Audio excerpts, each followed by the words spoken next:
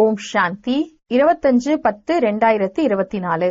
இனிமையான குழந்தைகளே, தந்தையின் ஒரே ஒரு கடைக்கண் பார்வை கிடைத்ததும் முழு உலகில் உள்ள மனிதர்களும் திருப்தி அடைந்து விடுகின்றனர். அதனால்தான் பார்வையின் மூலம் முழு திருப்தி அளிக்கக்கூடியவர் என்று கூறப்படுகின்றார். கேள்வி: குழந்தைகளாகிய உங்களது உள்ளத்தில் குஷியின் முரசு ஒலிக்கப்பட வேண்டும். ஏன்? பதில்: ஏனென்றால் அனைவரையும் கூடவே அழைத்து செல்ல பாபா வந்திருக்கின்றார் என்பதை நீங்கள் அறிவீர்கள். இப்பொழுது நாம் நமது தந்தையின் கூடவே வீட்டிற்கு செல்வோம். ஐயோ ஐயோ என்ற கூக்குரலுக்கு பின் வெற்றி முழக்கம் ஏற்படும். தந்தையின் ஒரே ஒரு பார்வையின் மூலம் முழு உலகிற்கு முக்தி, ஜீவன் முக்திக்கான ஆஸ்தி கிடைக்கப் போகிறது.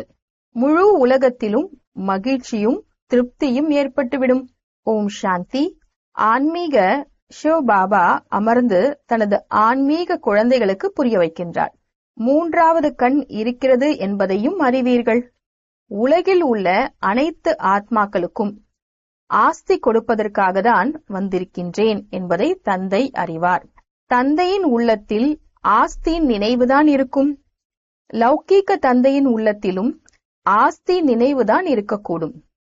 குழந்தைகளுக்கு ஆஸ்தி கொடுப்பேன், குழந்தை இல்லை என்றால் யாருக்கு கொடுப்பது என்று குழப்பமடைவார். பிறகு தத்தெடுத்து விடுவார். இங்கு தந்தை அமர்ந்திருக்கின்றார். இவருக்கு முழு உலகிலுள்ள அனைத்து ஆத்மாக்களின் மீது பார்வை செல்கிறது. அனைவருக்கும் நான் ஆஸ்தி கொடுக்க வேண்டும் என்பதை அறிவார். இங்கு அமர்ந்திருக்கலாம், ஆனால் முழு உலகம் மற்றும் முழு உலகத்தில் உள்ள மனிதர்களின் மீது பார்வை இருக்கிறது. ஏனென்றால் முழு உலகையும் திருப்திப்படுத்த வேண்டியிருக்கிறது. இது புருஷோத்தம சங்கம யுகம் என்பதை தந்தை புரிய வைக்கின்றார். அனைவரையும் சாந்திதாம் சுகதாமம் அழைத்து செல்ல பாபா வந்திருக்கின்றார் என்பதை நீங்கள் அறிவீர்கள்.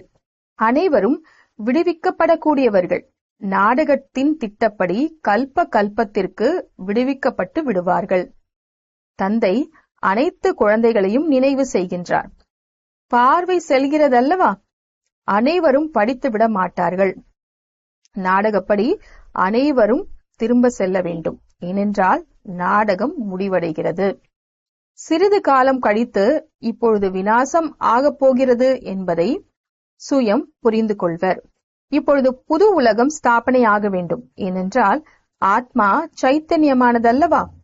ஆக தந்தை வந்திருக்கின்றார் என்பது புத்தியில் வந்துவிடும். சொர்க்கம் ஏற்பட்டுவிடும்.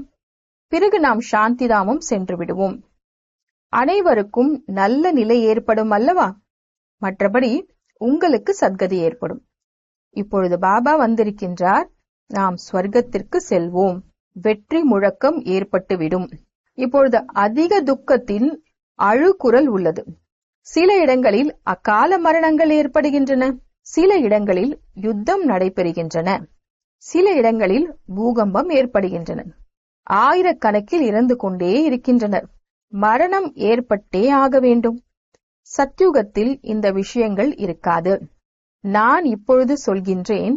பிறகு முழு உலகிலும் வெற்றி முழக்கம் ஏற்பட்டுவிடும் என்பதை தந்தை அறிவார்.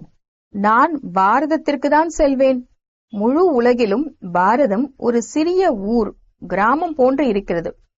பாபாவிற்கு சிறிய ஊராக தான் தெரிகிறது. மிக குறைந்த மனிதர்கள் இருப்பர். சத்யுகத்தில் முழு உலகமும் ஒரு சிறிய ஊர் போன்று இருந்தது. இப்பொழுது எவ்வளவு விரிவடைந்து விட்டது. தந்தையின் புத்தியில் அனைத்தும் இருக்கிறதல்லவா? இப்பொழுது இந்த ஷரீரத்தின் மூலம் குழந்தைகளுக்கு புரிய வைத்துக் கொண்டிருக்கின்றார். கல்ப கல்பத்திற்கு என்ன முயற்சி செய்தீர்களோ அதையே இப்பொழுது செய்வீர்கள். தந்தையும் கல்ப விருட்சத்தின் விதையாக இருக்கின்றார். இது உலகாய மரமாகும். மேலே இருப்பது சூக்ஷ்மமான மரமாகும். இது எவ்வாறு உருவாக்கப்பட்டிருக்கிறது என்பதை நீங்கள் அறிவீர்கள். இந்த அறிவு வேறு எந்த மனிதர்களிடமும் கிடையாது.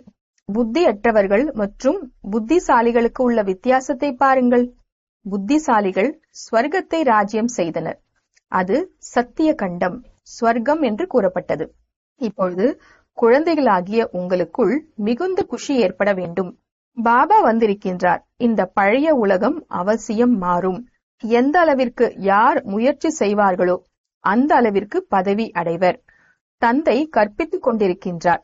உங்களது இந்த பள்ளியானது மிகவும் வளர்ச்சி அடைந்து கொண்டே இருக்கும். அதிக மாணவர்கள் ஆகிவிடுவார்கள். அனைவருக்கும் பள்ளி ஒன்றாக இருக்காது. இவ்வளவு பேர் எங்கே இருப்பார்கள்? இப்பொழுது நாம் சுகதாமத்திற்கு செல்கின்றோம் என்ற நினைவு குழந்தைகளாகிய உங்களுக்கும் கூட இருக்கிறது. அயல் நாட்டிற்கு யாராவது செல்கின்றார்கள் எனில் 8-10 ஆண்டுகள் வரை இருக்கின்றனர் அல்லவா? பிறகு மீண்டும் பாரதத்திற்கு வருகின்றனர். பாரதம் ஏழையாக இருக்கிறது. அயல் நாட்டினருக்கு இங்கு சுகம் கிடையாது. எவ்வாறு குழந்தைகளாகிய உங்களுக்கு இங்கு சுகம் இல்லையோ அதுபோன்று நாம் இப்பொழுது உயர்ந்த கல்வியை கற்றுக்கொண்டிருக்கின்றோம். இதன் மூலம் நாம் ஸ்வர்க்கத்திற்கு எஜமான் தேவதைகளாக ஆகின்றோம் என்பதை நீங்கள் அறிவீர்கள். அங்கு எவ்வளவு சுகம் இருக்கும்? அந்த சுகத்தை அனைவரும் நினைவு செய்கின்றனர். இந்த கலியுகத்தின் நினைவு வரவே வராது. இதில் அளவற்ற துக்கம் இருக்கிறது. இந்த ராவண ராஜ்யத்தில், தூய்மையற்ற உலகில் இன்று அளவற்ற துக்கம் இருக்கிறது. பிறகு நாளை அளவற்ற சுகம் இருக்கும். நாம் யோக பலத்தின் மூலம் அளவற்ற சுகம் நிறைந்த உலகை ஸ்தாபனை செய்து கொண்டிருக்கின்றோம். இது ராஜயோகம் அல்லவா? நான் உங்களை ராஜாவிற்கெல்லாம் ராஜாவாக ஆக்குகிறேன் என்று தந்தை சுயம் கூறுகின்றார். ஆக இவ்வாறு ஆக்கக்கூடிய ஆசிரியரை நினைவு செய்ய வேண்டும் அல்லவா? ஆசிரியரின்றி வக்கீல், இன்ஜினியர் போன்று ஆக முடியாது. இது புது விஷயமாகும். ஆத்மாக்கள் பரம தந்தையிடத்தில், அதாவது நினைவின் தொடர்பு வைத்துக் கொள்ள வேண்டும். அவரை பிரிந்து அதிக காலம் இருந்துவிட்டோம். எவ்வளவு காலம் என்பதை தந்தை வந்து தானாகவே புரிய வைத்துக் கொண்டிருக்கின்றார். மனிதர்கள் 1,00,000 ஆண்டுகள் என்று கூறிவிட்டனர். தந்தை கூறுகின்றார், அவ்வாறு கிடையாது. இது ஒவ்வொரு 5,000 ஆண்டுகளுக்கு பின்னும் யார் முதலில் பிரிந்தார்களோ அவர்களே வந்து தந்தையை சந்திக்கின்றனர். நீங்கள்தான் முயற்சி செய்ய வேண்டும். இனிமையிலும் இனிய குழந்தைகளுக்கு எந்த கஷ்டமும் கொடுப்பது கிடையாது. தன்னை ஆத்மா என்று புரிந்து கொள்ளுங்கள் என்று மட்டும் கூறுகின்றார். ஜீவாத்மா அல்லவா? ஆத்மா அழிவற்றது, உடல் அழியக்கூடியது. ஆத்மா ஒரு சரீரத்தை விடுத்து மற்றொன்றை எடுக்கிறது. ஆத்மா ஒரு பொழுதும் பழையதாக ஆவது கிடையாது. ஆச்சரியம் அல்லவா? கற்பிப்பவரும் ஆச்சரியமானவர், படிப்பும் ஆச்சரியமானது. யாருக்கும் நினைவில் இல்லை, மறந்து விடுகின்றனர். முந்தைய பிறப்பில் என்ன படித்தோம்? யாருக்காவது நினைவில் இருக்கிறதா என்ன? இந்த பிறவியில் நீங்கள் படிக்கிறீர்கள். பலன், அதாவது ரிசல்ட் புது உலகில் கிடைக்கும். இது குழந்தைகளாகிய உங்களுக்கு மட்டுமே தெரியும். இப்பொழுது இது புருஷோத்தம சங்கம யுகம். நாம் புது உலகிற்கு செல்லக்கூடியவர்கள் என்பது நினைவில் இருக்க வேண்டும். இது நினைவில் இருந்தாலும் உங்களுக்கு தந்தையின் நினைவு இருக்கும். நினைவிற்காக தந்தை பல உபாயங்களை கூறுகின்றார். தந்தையாகவும் இருக்கின்றார், ஆசிரியராகவும் இருக்கின்றார், சத்குருவாகவும் இருக்கின்றார். 3 ரூபத்திலும் நினைவு செய்யுங்கள். நினைவு செய்வதற்கு எவ்வளவு யுக்திகளை கொடுத்து கொண்டிருக்கின்றார். ஆனாலும் மாயை மறக்க வைத்து விடுகிறது. எந்த தந்தை புது உலகை ஸ்தாபனை செய்கிறாரோ அவரே புருஷோத்தம சங்கம யுகம் என்று கூறியிருக்கின்றார். இதை நினைவு செய்யுங்கள். இருப்பினும் ஏன் நினைவு செய்ய முடிவது கிடையாது? நினைவிற்கு யுக்திகளை கூறுகின்றார். கூடவே மாயையும் மிக சாதுரியமானது என்றும் கூறுகின்றார். அடிக்கடி உங்களை மறக்க வைத்து விடுகிறது மற்றும் தேக அபிமானியாக ஆக்கிவிடுகிறது. ஆகையால் எவ்வளவு முடியுமோ நினைவு செய்து கொண்டே இருங்கள். எழுந்தாலும் அமர்ந்தாலும் நடந்தாலும் காரியங்கள் செய்தாலும் தேகம் என்று நினைப்பதற்கு பதிலாக தன்னை ஆத்மா என்று நினையுங்கள். இதுதான் முயற்சியாகும். ஞானம் மிகவும் எளியது. நினைவு நிலைத்திருப்பது கிடையாது என்று அனைத்து குழந்தைகளும் கூறுகின்றனர். நீங்கள் தந்தையை நினைவு செய்கிறீர்கள். மாயை தன் பக்கம் கவர்ந்து விடுகிறது. இதில்தான் இந்த விளையாட்டு உருவாக்கப்பட்டிருக்கிறது. எனது புத்தி யோகம் தந்தையிடம் மற்றும் படிப்பின் பாடங்களில் இருக்க வேண்டும். ஆனால் இருப்பது கிடையாது. மறந்து விடுகிறேன் என்பதை நீங்களும் புரிந்திருக்கிறீர்கள். ஆனால் நீங்கள் மறந்துவிடக் கூடாது. உண்மையில் இந்த சித்திரங்களும் அவசியமில்லை. ஆனால் படிக்கின்ற நேரத்தில் எதிரில் ஏதாவது இருக்க வேண்டும் அல்லவா? எவ்வளவு சித்திரங்கள் உருவாக்கிக் கொண்டே இருக்கின்றனர். பாண்டவ அரசாங்கத்தின் திட்டங்கள் எப்படி இருக்கின்றன என்பதை பாருங்கள். அந்த அரசாங்கத்திடமும் திட்டங்கள் உள்ளன. புது உலகில் பாரதம் மட்டுமே இருந்தது. மிகவும் சிறியதாக இருந்தது என்பதை நீங்கள் அறிவீர்கள். முழு பாரதமும் உலகத்திற்கு எஜமானனாக இருந்தது. அனைத்தும் புதியதாக இருந்தது. உலகம் ஒன்றுதான். நடிகர்களும் அவர்களே. சக்கரம் மட்டும் சுற்றி கொண்டே இருக்கிறது. நீங்கள் கணக்கு எடுக்க முடியும். இவ்வளவு வினாடிகள், இவ்வளவு மணி நேரம், நாட்கள், ஆண்டுகள் முடிவடைந்து விட்டது. பிறகு மீண்டும் சக்கரம் சுற்றி கொண்டே இருக்கும். இன்றைய நாள், இன்றைய நாள் என்று கூறி கூறி 5000 ஆண்டுகள் முடிவடைந்து விட்டது. அனைத்து விதமான காட்சிகள் மற்றும் விளையாட்டுகள் நடைபெற்று வந்தன. எவ்வளவு பெரிய எல்லையற்ற மரமாகும். மரத்தின் இலைகளை கணக்கெடுக்க முடியாது. இது மரமாகும். இதற்கு அஸ்திவாரம் தேவி தேவதா தர்மமாகும். பிறகு இந்த 3 முக்கியமான தர்மங்கள் வெளிப்படுகின்றன. மற்றபடி மரத்தின் இலைகள் எவ்வளவு இருக்கின்றன? கணக்கெடுக்கும் தைரியம் யாருக்கும் கிடையாது. இந்த நேரத்தில் அனைத்து தர்மத்தின் மரமானது வளர்ச்சியடைந்து விட்டது. இது எல்லையற்ற பெரிய மரமாகும். இந்த அனைத்து தர்மங்களும் பிறகு இருக்காது. இப்பொழுது முழு மரமும் இருக்கிறது. ஆனால் அஸ்திவாரம் இல்லாமல் இருக்கிறது. ஆலமரத்தின் உதாரணம் முற்றிலும் சரியாக இருக்கிறது. இது ஒன்று மட்டுமே ஆச்சரியமான மரமாகும். உதாரணம் கூறி புரிய வைப்பதற்காகவே தந்தை நாடகத்தில் இதை வைத்திருக்கின்றார். அஸ்திவாரம் கிடையாது. ஆக இது புரிந்து கொள்ள வேண்டிய விஷயமாகும். தந்தை உங்களை எவ்வளவு புத்திசாலியாக ஆக்குகின்றார். இப்பொழுது தேவதா தர்மத்தின் அஸ்திவாரம் கிடையாது. மற்றபடி சிறிது அடையாளங்கள் மாவில் உப்பு போன்று இருக்கிறது. இந்த அடையாளங்கள் மட்டுமே இருந்து கொண்டிருக்கிறது. ஆக குழந்தைகளின் புத்தியில் இந்த முழு ஞானமும் வர வேண்டும். தந்தையின் புத்தியிலும் ஞானம் இருக்கிறது அல்லவா? உங்களுக்கும் முழு ஞானம் கொடுத்து தனக்கு சமமாக ஆக்கிக் கொண்டிருக்கின்றார். தந்தை விதை ரூபமாக இருக்கிறார். மேலும் இது தலைகீழான மரம் ஆகும். இது பெரிய எல்லையற்ற நாடகமாகும். இப்பொழுது உங்களது புத்தி மேலே சென்று விட்டது. நீங்கள் தந்தை மற்றும் படைப்புகளை அறிந்து கொண்டீர்கள். சாஸ்திரங்களில் கூறப்பட்டிருந்தாலும் ரிஷி முனிகள் எவ்வாறு அறிந்து கொள்ள முடியும்? ஒருவர் அறிந்திருந்தாலும் பரம்பரையாக அறிந்திருக்க கூடும். அவசியமும் கிடையாது. அனைவருக்கும் சத்கதி ஏற்பட்டுவிடும். இடையில் யாரும் திரும்ப செல்ல முடியாது. நாடகம் முடிவடையும் வரை அனைத்து நடிகர்களும் இங்கே இருக்க வேண்டும்.